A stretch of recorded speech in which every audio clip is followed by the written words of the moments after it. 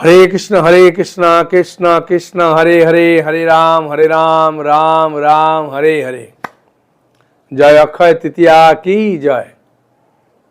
অক্ষয় তৃতীয়া মাহাত্ম্য আমি আপনাদের কাছে বলার চেষ্টা করব।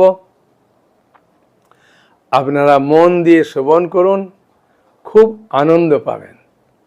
কারণ অক্ষয় তৃতীয়া কথাটার মাধ্যমেই বুঝতে পারছি অক্ষয়, যার কখনো ক্ষয় হয় না, যার কখনো ক্ষয় হয় না, সেটাই হচ্ছে অক্ষয়। আর বছরে একটা দিনকেই অক্ষয় তৃতীয়া বলা হয়, সেটা হচ্ছে বৈশাখ মাসের শুক্ল পক্ষের তৃতীয়া যে দিন দিবস, সেটাকে বলা হয় অক্ষয় তৃতীয়া। এখন মনে প্রশ্ন আসবে, প্রভু অক্ষয় তৃতীয়া কবে পড়েছে, আমরা কিভাবে পালন করব? মনে প্রশ্ন করবেন। অক্ষয় তৃতীয়া পড়েছে 6ই বৈশাখ 20শে এপ্রিল সোমবার, এই অক্ষয় তৃতীয়া। আর ওই দিন চন্দন যাত্রা শুরু হয়, ওই দিন নৌকা বিহার শুরু হয়। তাই মায়াপুরে প্রচুর ভিড় হয়, জগন্নাথ পুরীতে নরেন্দ্র সরোবরে হয় নৌকা বিহার, পুরীতেও প্রচুর ভিড় হয়। তা ভগবানের অনন্ত লীলা, সেই লীলা করার মুখ্য উদ্দেশ্য, আমাদের মতো বদ্ধ জীব সবসময় ভগবানের সেবা করতে চায় না, ভগবানের কৃপা নিতে চায় না। যেন ভগবান চিন্তা করলেন বছরে একটা দিন তুমি সৎভাবে থাকো, সৎভাবে জীবনযাপন করো, সকালবেলা গঙ্গা গঙ্গা বলে স্নান করো, হরিনাম করো, তুলসী মহারানীকে জল প্রদান করো, তুলসী মহারানীকে প্রদক্ষিণ করো, প্রণাম করো, ভগবানকে প্রণাম করো, ভগবানকে ধূপ দীপ দেন, হরিনাম করুন, গীতা ভাগবত পড়ুন, চৈতন্য চরিতামৃত পড়ুন, আর ওই একটা দিন সৎভাবে থাকার চেষ্টা করুন। তাহলে আপনার জীবন ধন্য হয়ে যাবে। শুধু নয়, আপনার জীবনের অন্তিম সময়, মৃত্যুর পর এই অক্ষয় তৃতীয়া করার যে কি ফল, সেটা আপনি পাবেন। এখন মনে প্রশ্ন করবেন, প্রভু মরে যাওয়ার পরে কে দেখবে? হ্যাঁ, আমি যে পেয়েছি সেটার প্রমাণ আপনি নিজেকে প্রশ্ন করুন। কেন আমি এই বাড়িতে জন্মগ্রহণ করলাম? কেন আমি এই বাড়িতে এই রকম বাবা মা পেলাম, ভাই বোন পেলাম? আমার এই রকম অবস্থা কেন? আমার শরীর এরকম দুর্বল কেন? আমি কেন গরিব বংশে জন্মগ্রহণ করেছি? কেন আমি এরম জায়গায় জন্মগ্রহণ করেছি? আমি পবিত্র তীর্থস্থানে কেন জন্মগ্রহণ করলাম না? এগুলোর সব ফল এই পুণ্য তিথিগুলো পালন করার মাধ্যমেই লাভ করা যায়। বুঝেছেন? এই যে আমরা গরিব বাড়িতে জন্মগ্রহণ করি, বড়লোক বাড়িতে জন্মগ্রহণ করি, আমার অসুখ বিসুখ হয়, অন্যজনের এত অসুখ বিসুখ হয় না। হ্যাঁ, আমি এত ঝামেলার মধ্যে পড়ি, অন্যজন পড়ে না। এই যা কিছু হচ্ছে তার মূল কারণ এরম পুণ্য তিথিগুলো আগের জন্মে ভালো করে পালন করেছিলেন। একটা সুন্দর কাহিনী বলি। এই কাহিনীটা আমি বলছি না, এই কাহিনীটা মহারাজ যুধিষ্ঠির জিজ্ঞাসা করছেন, এই অক্ষয় তৃতীয়ার মাহাত্ম্য কি, অক্ষয় তৃতীয়া পালন করলে কি লাভ। হ্যাঁ, এবং সেই সম্বন্ধে জিজ্ঞাসা করছেন শতাধিক ঋষিকে। কে জিজ্ঞাসা করছেন? মহারাজ যুধিষ্ঠির, যে এই অক্ষয় তৃতীয়া সম্বন্ধে আপনি আমাকে খুলে বলুন। এই অক্ষয় তৃতীয়ার মাহাত্ম্য কি, অক্ষয় তৃতীয়া কেন পালন করে, অক্ষয় তৃতীয়া পালন না করলে কি ফল, পুরা আমাকে সব বিস্তারে বলুন। তখন শতাধিক ঋষি খুব আনন্দ সহকারে মহারাজ যুধিষ্ঠিরকে বলছেন যে এই অক্ষয় তৃতীয়ার দিন একটি খুব সুন্দর ঘটনা ঘটে। বাড়ির দেখবেন মায়েরা ভক্তি করে বেশি, প্রভুরা এত ভক্তি করে না, বিশেষ করে কলিযুগে তো করেই না, মায়েরা যেভাবে ভক্তি করে। কিন্তু মায়েদের কাজ প্রভুদেরকে কিভাবে সেবায় লাগানো, এই অক্ষয় তৃতীয়া পালন করতে কেমনভাবে সাহায্য করে, কত সুন্দর কাহিনীটি খালি শুনুন। শতাধিক ঋষি তখন মহারাজ যুধিষ্ঠিরকে বলছেন যে এক গ্রামে একজন ব্রাহ্মণ বাস করতেন, গরিব ব্রাহ্মণ, এবং ব্রাহ্মণীকে সঙ্গে নিয়ে বাস করতেন। ব্রাহ্মণ ভিক্ষা করে যা পেতেন ব্রাহ্মণী রন্ধন করে ভগবানকে ভোগ লাগিয়ে স্বামীকে খেতে দিতেন। কিন্তু স্বামী এত কৃপণ এবং এত অত্যাচারী, একদিন এক ব্রাহ্মণ এসেছিলেন তার গৃহে। ব্রাহ্মণীর সঙ্গে সঙ্গে তার স্বামী ব্রাহ্মণকে দেখে তিনি আড়াল হয়ে গেলেন, লুকিয়ে পড়লেন। কিন্তু ব্রাহ্মণ জানতে পেরে ব্রাহ্মণীকে খুব বকা দিলেন। তখন ব্রাহ্মণ যে ভিক্ষা করতে এসেছিলেন উনার বাড়িতে, তিনি দেখলেন যে উনার স্ত্রী খুব ভালো, স্বামী খারাপ, কি করব, কপালে যেটা আছে সেটাই হবে। তাই তিনি চলে যাচ্ছিলেন। পেছন দরজা দিয়ে গিয়ে তার স্ত্রী সেই ব্রাহ্মণকে একটা কলা পাতা কেটে সেটা ধুয়ে তার নিজের যে খাবারের অন্ন, সেখান থেকে কিছুটা ভাগ ব্রাহ্মণকে দিয়েছিলেন।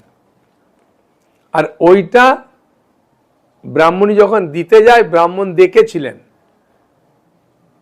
দেখার পরেও ওই ব্রাহ্মণ যে ভিক্ষা করতে এসেছিলেন সেই ব্রাহ্মণকে কিছু বলেননি, তিনি সহ্য করে থাকলেন।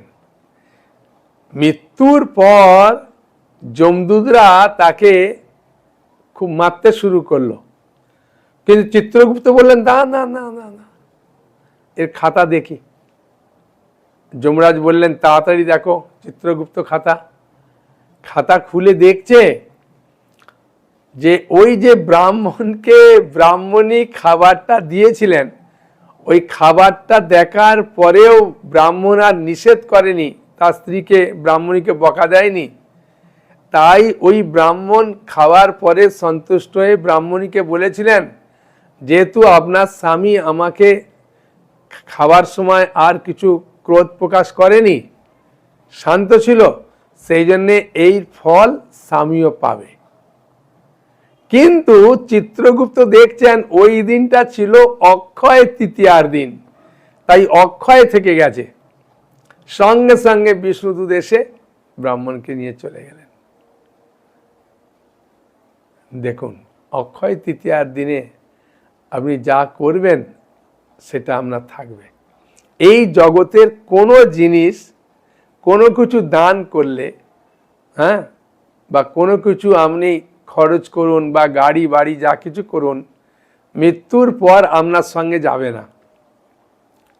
কিন্তু যেটা দান করবেন, যেটা ভালো কাজ করবেন, ওটা মৃত্যুর পরেও আপনার সঙ্গে যাবে। সেই কারণেই একজন মূর্খ হয়, একজন জ্ঞানী হয়, একজন প্রফেসর হয়, একজন রিক্সাওয়ালা হয়, একজন ধনী বাড়িতে জন্মগ্রহণ করে, একজন গরিব বাড়িতে জন্মগ্রহণ, বিভিন্ন কারণ এই পুণ্য তিথিগুলো সুন্দর করে পালন করার ফল স্বরূপ পায়। যারা বিশ্বাস করে না, যারা করে না, তাদের ওই গতি হয়। সেই জন্যে আপনি কাকে দোষ দিতে পারবেন না। নিজ কর্ম গুণ দোষে যে যে দেহ পাই, আমরা নিজের কর্ম গুণদোষে পাই। সেই জন্যে আমার করজোড়ে অনুরোধ, একটা দিন 20শে এপ্রিল 6ই বৈশাখ অক্ষয় তৃতীয়ার দিন আপনি সুন্দর করে পালন করবেন, পেট ভরে খাবেন, কিন্তু নিরামিষ খাবেন। একটা দিন মসুর ডাল, মাছ, মাংস, পেঁয়াজ, রসুন খাবেন না। বুঝেছেন? আর ওই দিন যেহেতু অন্নপূর্ণা দেবী শিবজিকে অন্ন প্রদান করেছিলেন, সেই জন্যে ওই দিন আপনি হরে কৃষ্ণ মহামন্ত্র বলবেন, একটা নিরামিষ পাত্রে রান্না করবেন, করে ভগবানকে ভোগ নিবেদন করবেন। সকালের দিকে একটু ভোগ, ফল, সন্দেশ দিতে পারেন। দুপুরের দিকে অন্নভোগ দেবেন, হ্যাঁ, নিরামিষ পাত্রে রান্না করে অল্প কিছু, আইটেম বেশি করতে হবে না, হ্যাঁ, আলু সিদ্ধ অন্ন দেন আর ওটাই খান, হ্যাঁ, শান্তিভাবে, দেখবেন ওতে প্রচুর মঙ্গল। ভগবান আপনার বাড়িতে অনেক কিছু চায় না যে আমাকে অনেক কিছু দাও, আপনি যেটা খাবেন ওটাই দেবেন প্রেমসে, যেভাবে বললাম। একটা দিন করে দেখুন, প্রচণ্ড আনন্দ পাবেন, হ্যাঁ, আপনি নিজে অনুভব করবেন যে সত্যি আমার একটা আলাদা রকম আনন্দ লাগছে, হ্যাঁ, শান্তি পাচ্ছি, জীবনে তো অনেক কিছু করেছি, কিন্তু একটা দিন শুধু আপনি নয়, আপনার কাজ, আপনার বাড়ির আশপাশে আত্মীয় স্বজন সবাইকে বলা। সেই জন্য আমি এই অক্ষয় তৃতীয়ার আগেই ভিডিওটা ছাড়ছি, যাতে আপনারা দেখে অনেকজনকে আকৃষ্ট করান, অনেকজনকে এর মাহাত্ম্য বলেন। অক্ষয় তৃতীয়াতে যা কিছু হয়েছে সব কিছু খুব গুরুত্বপূর্ণ জিনিস। এই যে গীতার কথা বলছি না, যে গীতা পড়বেন, হ্যাঁ, অক্ষয় তৃতীয়ার দিন, কারণ মহাভারত রচনা করেন গণেশজি ব্যাসদেবের নির্দেশে এই অক্ষয় তৃতীয়ার দিনে। আর অক্ষয় তৃতীয়ার দিনে সত্যযুগ শুরু হয়, হ্যাঁ, কতগুলো বলছি শুনুন। হ্যাঁ, প্রথম বললাম কি, অন্নপূর্ণা দেবী শিবজিকে অন্ন দিয়েছিলেন। দ্বিতীয় বললাম কি, বলুন, মহাভারত রচনা করেছিলেন। তৃতীয় বললাম সত্যযুগের শুরু হয়। চতুর্থ তো ত্রেতা যুগেরও শুরু হয় এই অক্ষয় তৃতীয়ার দিন। হ্যাঁ, পঞ্চম হচ্ছে খুব গুরুত্বপূর্ণ দিন, রথযাত্রা আসছে। সেই রথযাত্রা শুরু হয়, কাজ শুরু হয় অক্ষয় তৃতীয়ার দিন থেকে। আর বদ্রীনাথ দর্শনে যাবেন, সেই বদ্রীনাথের গেট মানে খুলে দেন এই অক্ষয় তৃতীয়ার দিনে। আর অক্ষয় তৃতীয়ার দিনে সূর্যদেব অক্ষয় পাত্র দান করেছিলেন মহারাজ যুধিষ্ঠিরকে, আর সেটি যুধিষ্ঠির দ্রৌপদীকে দিয়েছিলেন। যে পাত্র থেকে যা খেতে চাইবেন সেই পাত্র থেকে বেরিয়ে আসবে, দ্রৌপদী না খাওয়া পর্যন্ত সব কিছু পাবেন। পঞ্চপাণ্ডবদের কাছে অক্ষয় পাত্র ছিল। হ্যাঁ, বুঝেছেন? সব থেকে আনন্দের বিষয় কি, শ্রীলা প্রভুপাদ ঝাঁসিতে লিগ অফ ডিভোটি স্থাপন করেছিলেন। আর এই অক্ষয় তৃতীয়ার দিন থেকে চন্দন যাত্রা শুরু হয়। তাই আপনি বাড়িতে চন্দন ঘষে ভগবানের কপালে দিতে পারবেন, চন্দন দিয়ে তুলসীতে চন্দন লাগিয়ে, হ্যাঁ, ভগবানের চরণে দিতে পারবেন। হ্যাঁ, অনেকে বলেন প্রভু চন্দনটা আমি কীভাবে দেবো, তুলসীটা, তুলসী গাছের পাতা এরম থাকে না, তো ভগবানের চরণে এরম শিরাতে লাগবে বলে এরম নয়, দিয়ে ভগবানের চরণে দিলেন। বুঝেছেন? সেই জন্যে এই অক্ষয় তৃতীয়ার দিনে যা কিছু করবেন সব অক্ষয় থাকে। আর যত শুভ কাজ হয়েছিল সব অক্ষয় তৃতীয়ার দিনে, বুঝেছেন? আর অক্ষয় তৃতীয়ার দিনে বৃন্দাবনে গেলে ভগবান বাঙ্কি বিহারীর চরণ দর্শন হবে, যে নিধুবনে হরিদাস বলে এক ভক্ত পেয়েছিলেন। হ্যাঁ, এমনি তো বছরে 4টে দিন খুব শুভ, বুঝেছেন? অক্ষয় তৃতীয়ার দিন আপনি যে কোনো শুভ কাজ করতে পারবেন, ঘরে প্রবেশ থেকে আরম্ভ করে অন্নপ্রাশন থেকে আরম্ভ করে যে কোনো কাজ। বছরে 4টে দিন মধ্যে অক্ষয় তৃতীয়া একটা, বিজয় দশমী একটা, বৈশাখ মাসের প্রথম দিন আর কার্তিক মাসের প্রথম দিন, 4 দিন খুব মঙ্গলকর। হ্যাঁ, অক্ষয় তৃতীয়ার দিনে সব থেকে বড় জিনিস কি জানেন? হ্যাঁ, সুদামা বিপ্র দ্বারকায় গিয়েছিলেন এক মুঠি চিড়া নিয়ে, আর ভগবান সেটা গ্রহণ করে তাকে অফুরন্ত ঐশ্বর্যের মালিক করে দিলেন। হ্যাঁ, সেই জন্য অক্ষয় তৃতীয়ার দিনে ভগবানকে কিছু দিলে সেটা অক্ষয় থেকে যাবে, যা সামর্থ্য। ওই জন্য অক্ষয় তৃতীয়ার দিনে বেশিরভাগ মানুষ দান করে, গীতা দান, ভাগবত দান, চৈতন্য চৈতামৃত দান। হ্যাঁ, একজন ভক্ত আমাকে হাসতে হাসতে বলছেন, প্রভু আমি তো প্রতি বছর দান করি, আবার দান করার দরকার আছে। আমি বললাম, গীতা যদি খুলবেন তাহলে গীতার ৮ অধ্যায়ে ৫ম নম্বর শ্লোকে কি বলছেন দেখুন। যজ্ঞদান তপকর্ম ন ত্যজং কার্যমেব তৎ যজ্ঞদানং তপশ্চৈব পাবনানি মনীষিণাম। যজ্ঞ, দান, তপস্যা আদি কর্ম ত্যায্য নয়, তা অবশ্যই করা কর্তব্য। যজ্ঞ, দান, তপস্যা মনীষীদের পর্যন্ত পবিত্র করে।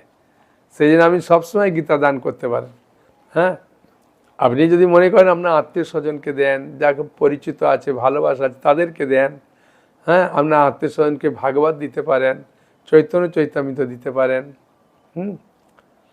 অনেকে গুরু মহারাজকে দান করেন, কেউ কেউ আমাকেও দান করেন। হ্যাঁ, যদি মনে করেন, তবে আমি বলবো আপনার আত্মীয় স্বজন এদেরকে দান করলে ভালো। হ্যাঁ, দানের মাহাত্ম্য প্রচুর। কেন বলছি দেখুন, এই অক্ষয় তৃতীয়ার দিনে মা দ্রৌপদীকে যে দুঃশাসন ১০,০০০ হাতির বল ছিল, তার বস্ত্র হরণ করতে চাইছিল। হ্যাঁ, ভগবান তাকে কত বস্ত্র প্রদান করলেন বলুন?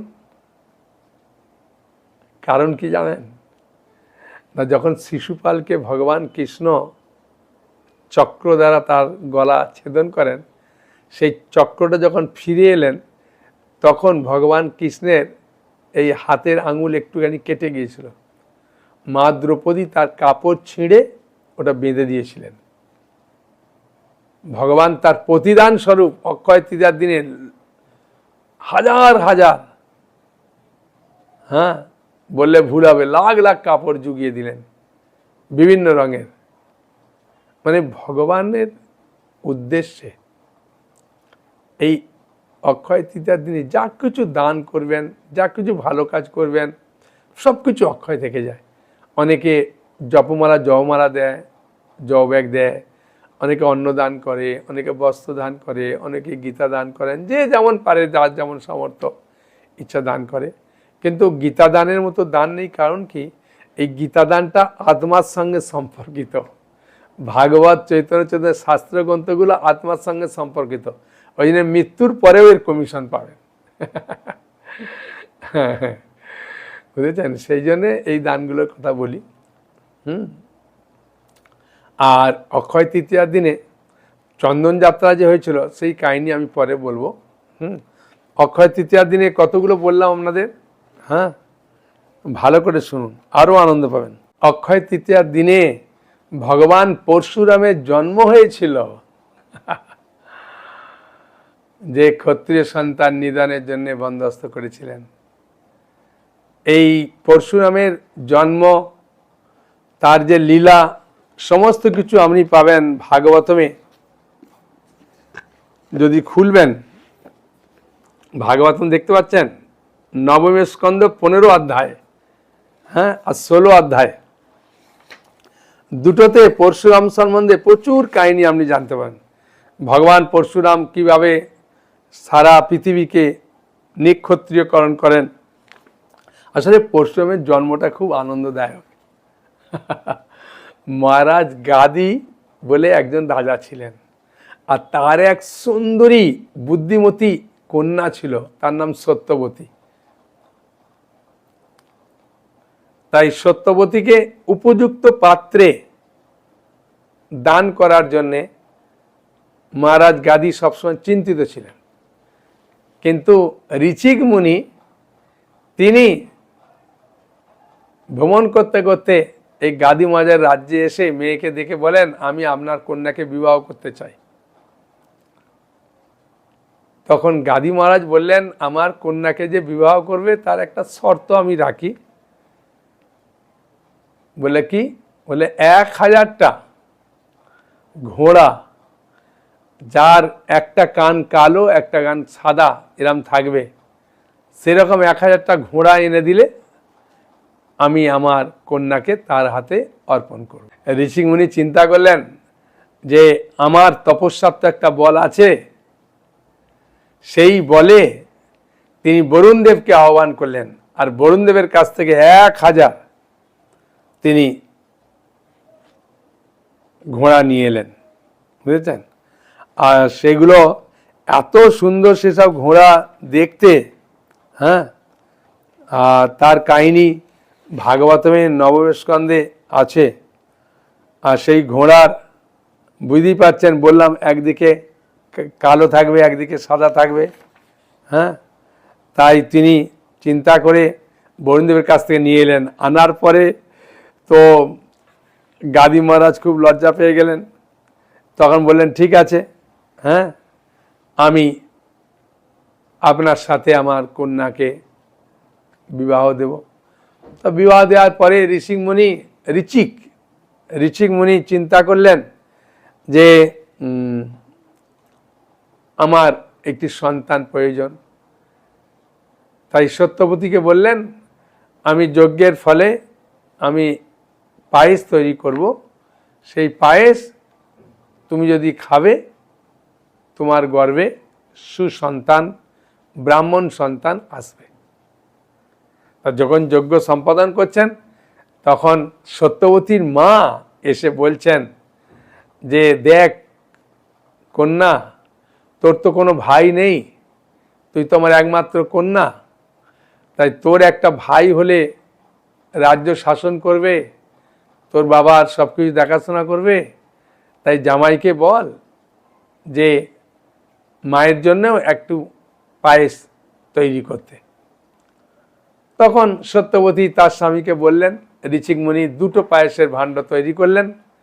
কিন্তু সত্যবতীর মা চিন্তা করলেন, জামাই মেয়ের জন্য যেভাবে পায়েস তৈরি করলো আমার জন্য সেইভাবে পায়েস নাও তৈরি করতে পারে, কারণ নিজের স্ত্রীর প্রতি একটা ভালোবাসা আছে। তো তাই মেয়েকে বললেন, মা তোর পায়েসটা আমাকে দে আর আমারটা তুই খা। মেয়ে সরল খেয়ে নিয়েছে।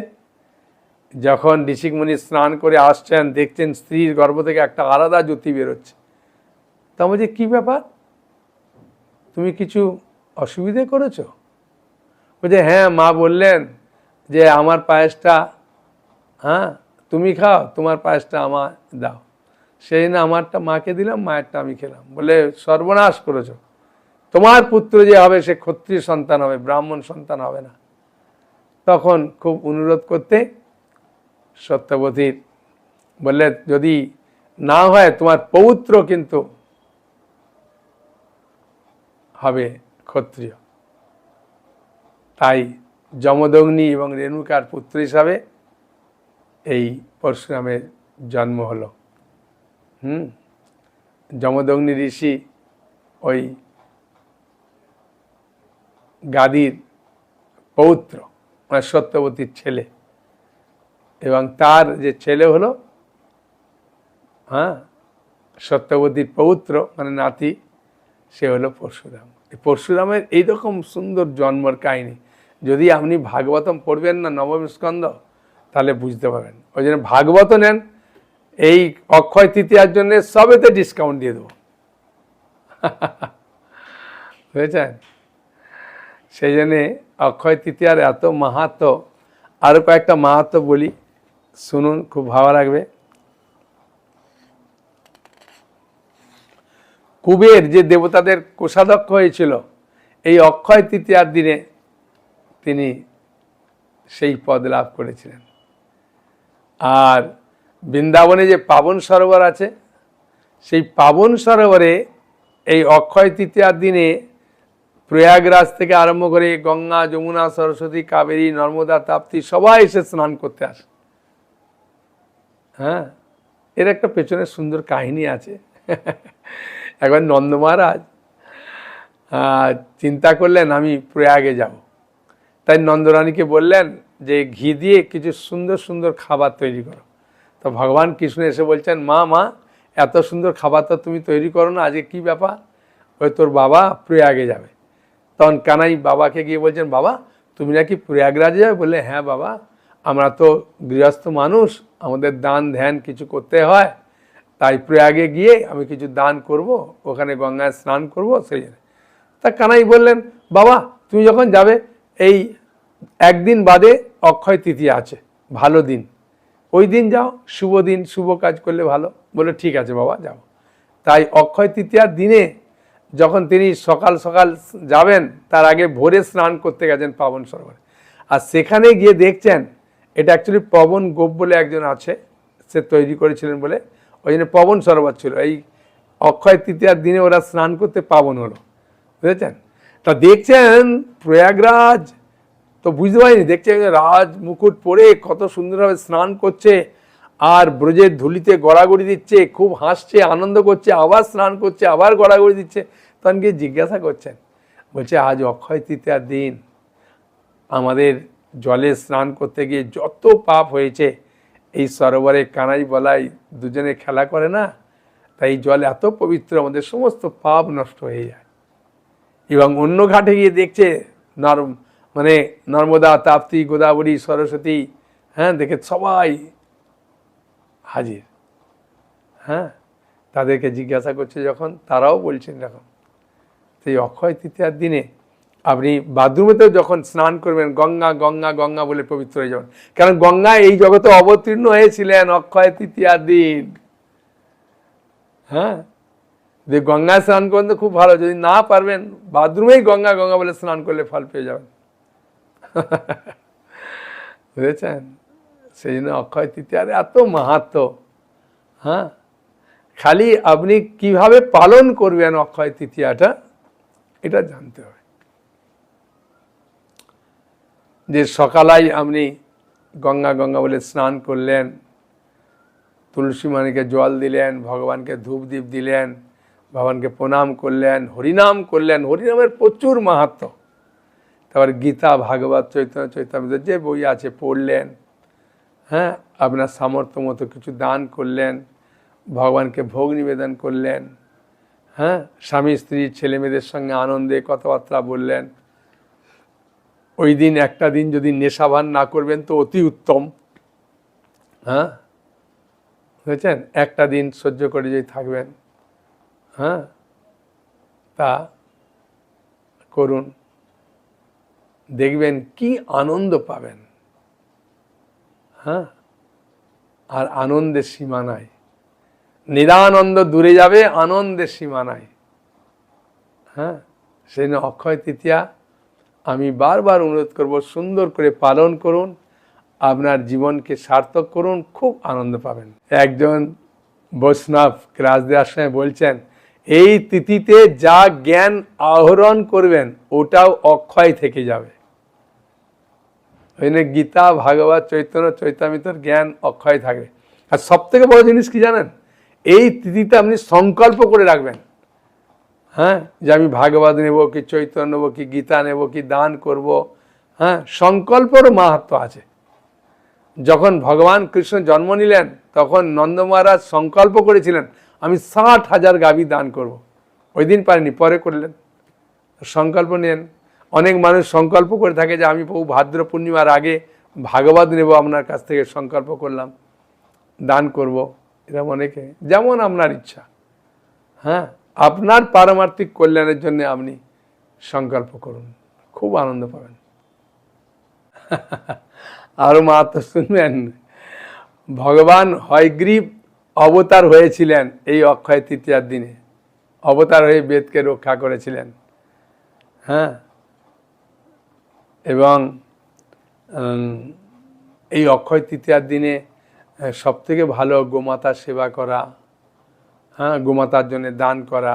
অনেকে গোমাতার সেবার জন্য দান করে আমাকে, হ্যাঁ, যে গোমাতার সেবা আমি দেব। তারপরে অক্ষয় তৃতীয়ার দিনে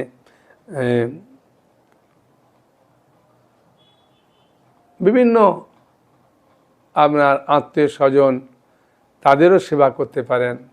মানে যা কিছু ভালো জিনিস করবেন সব অক্ষয় থেকে যাবে, সোজা কথা।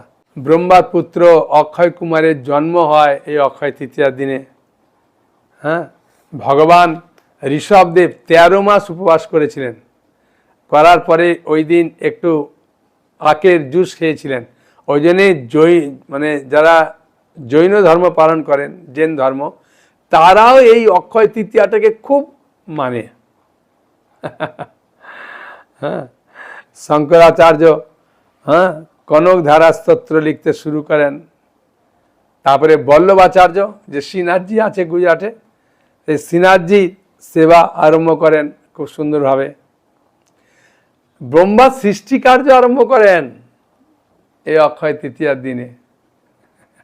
অক্ষয় তৃতীয়ার দিনে ভগবান রাধারমণকে ফুল দিয়ে সাজানো হয়, ভেতরটা পুরা বেল ফুলের গন্ধে ভরপুর হয়ে যায়। এমনকি শুনেছি ফুলের দিয়ে আরতি করে সবসময়, প্রদীপের আরতি হয় না। মানে অক্ষয় তৃতীয়ার দিন এত মাহাত্ম্য। এখন আমি আপনাদের কাছে চন্দন যাত্রার মাহাত্ম্য বলবো। এই চন্দন যাত্রা অক্ষয় তৃতীয়ার দিন থেকে শুরু হয়। এই যে মাধবেন্দ্র পুরীপাদ দেখতে পাচ্ছেন, চৈতন্য চরিতামৃত কিনুন, পড়ুন, জানুন। এটা মধ্যলীলা প্রথম খণ্ডের 4র্থ অধ্যায়ে আছে যে গোপীনাথ খিচুড়ি করেছিলেন মাধবেন্দ্র পুরীপাদের জন্যে। সেই মাধবেন্দ্র পুরীপাদ এই গোপীনাথ স্বপ্নে আদেশ করতে এই গোপীনাথের উদ্দেশ্যে চন্দন লেপন করেছিলেন। হ্যাঁ, যদি রেমুনায় যাবেন, বালেশ্বর রেমুনাতে, তাহলে গোপীনাথের খুব সুন্দরভাবে এই চন্দন যাত্রা অনুষ্ঠান হয়। হ্যাঁ, আর আমাদের মায়াপুরের রাধা মাধবকে পুরা চন্দনে সাজানো হয়। হ্যাঁ, প্রচুর চন্দন লাগে, 7 দিন পুরা চন্দনে সাজানো থাকবে। হ্যাঁ, সকালে আলাদা দেখবেন, আর দর্শন আরতি শুরু হয় ওই জন্য 8টা থেকে। হ্যাঁ, ভগবানকে দেখবেন টিভির মাধ্যমে, খুব আনন্দ লাগবে। হ্যাঁ, এমনিতে তো মানে হয়, ওই নৌকা বিহার হয়, ভগবানকে নিয়ে যায় বিকাল 5টার সময় সমাধি মন্দিরে। নৌকা বিহারে যারা দর্শনে আসে সবাইকে প্রসাদ দেয়। হ্যাঁ, খুব আনন্দে নৌকা বিহার হয়, ওখানে আরতি হয়, কীর্তন হয়। আপনার বাড়িতেও আপনি করতে পারেন, ছোট জায়গার মধ্যে, ছোট গামলার মধ্যে জল দিয়ে, অনেকে ফোয়ারা দিয়ে ছোট্ট রাধা মাধবকে দিয়ে ঘোরায়, আনন্দ করে। হ্যাঁ, বাড়িটায় আপনি চন্দন যাত্রার অনুষ্ঠান করতে পারেন। কারণ কি, এইসব অনুষ্ঠানের মাধ্যমে আমাদের নিজেদেরকে পবিত্র করে। হ্যাঁ, ভাগবতমের 10ম স্কন্ধ 33 অধ্যায়ের 36 নম্বর শ্লোকে বলেছেন ভগবান, অনুগ্রহায় ভক্তানাম মানুষিং দেবমাশ্রিতম ভজতে তাদৃশী ক্রীড়া যা শ্রুতা তৎপর ভবেত। আমি যে এই আনন্দপূর্ণগুলো লীলাবিলাসগুলো করি, অনুগ্রহায় ভক্তানাম, শুধু ভক্তদের অনুগ্রহ করার জন্যে। মানুষিং দেবমাশ্রিতম, আমি মনুষ্য শরীর লাভ করি। ভজতে তাদৃশী ক্রীড়া, হ্যাঁ, আমি যে সকল লীলাবিলাসগুলো করি, যা শ্রুতা, যেগুলো শ্রবণ করে, তৎপর ভবেত, আমার সেবায় যুক্ত হবে।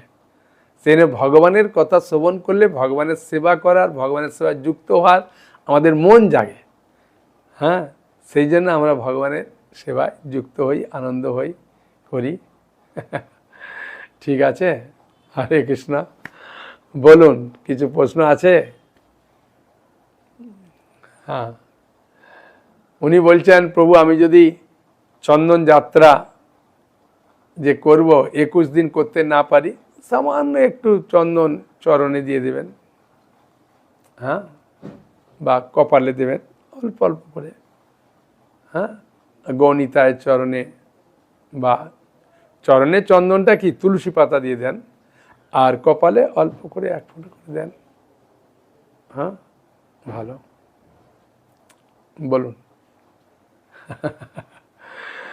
ওনার প্রশ্ন হচ্ছে, প্রভু 21 দিন চন্দন যাত্রা হবে, একদিন মায়াপুর আসবো। মায়াপুর সবসময় আসতে পারেন, হ্যাঁ, আগে ফোন করে এলে ঘর বুকিং থাকবে, ভালো যদি থাকতে চান, ঘর বুকিং করবেন, হ্যাঁ, আমাদের কাছে ফোন করলে আমরা বলে দেবো কীভাবে ঘর বুকিং করবেন। কারণ আমরা ঘর বুকিংয়ের দায়িত্বে নেই, তো সেই জন্য আমরা করি না। আমরা আপনাদেরকে সাহায্য করতে পারি কীভাবে ঘর বুকিং করবেন, ঠিক আছে। আর বলুন। হ্যাঁ, উনি বলছেন আমি যদি বহু সংকল্প করে রাখি পরে নিই, কোনো অসুবিধে নেই।